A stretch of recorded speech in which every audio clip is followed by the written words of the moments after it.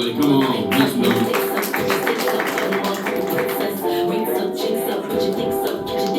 What's up? How we doing?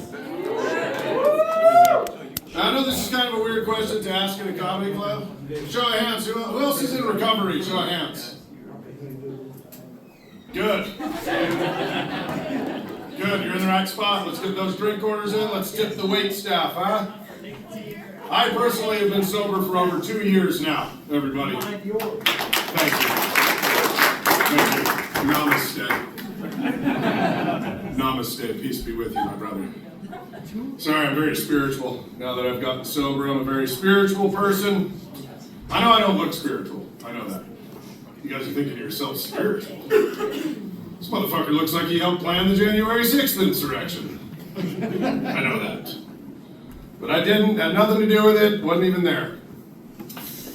I mean, first off, I've never even worked for the FBI. That was a long time being sober. I was doing way too much cocaine, ladies and gentlemen, too much.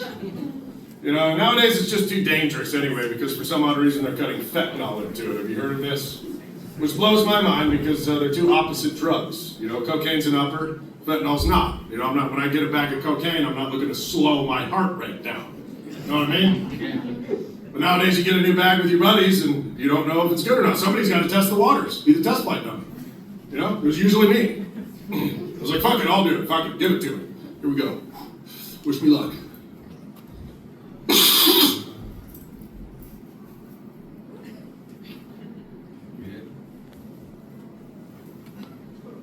I think we're gonna go. Line them up! You look like you like to party, guy in the glasses. You done some partying in your day? We can smell our own.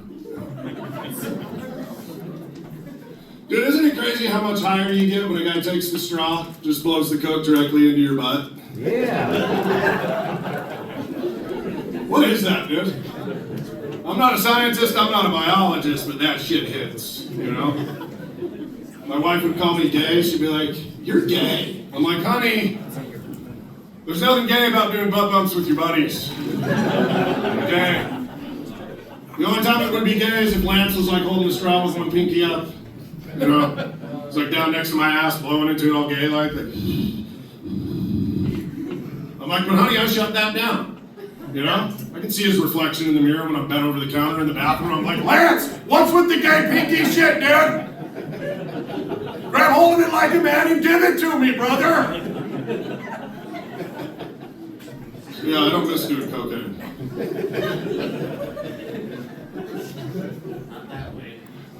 It's called boofing. Here's anybody who's wondering.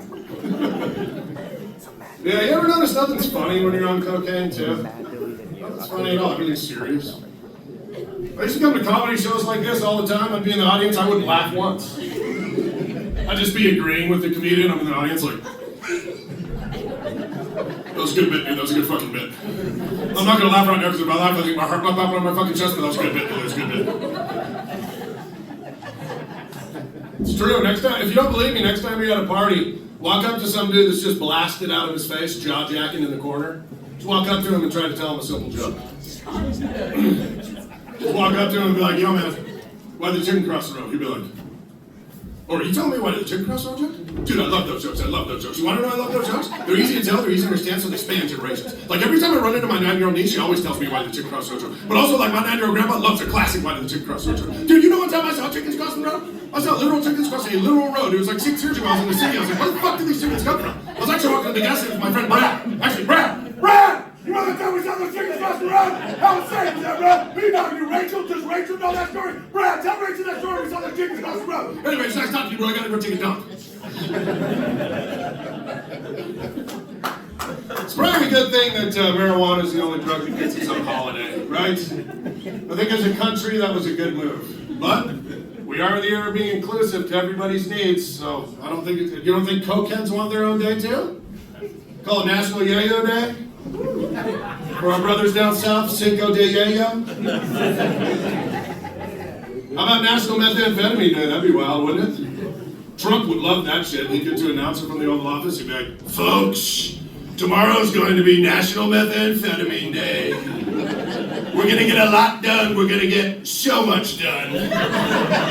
You think Mexicans can work hard? Have you ever seen a tweaker with a shovel in his hand? All right, everybody, I'm Eric Fleck.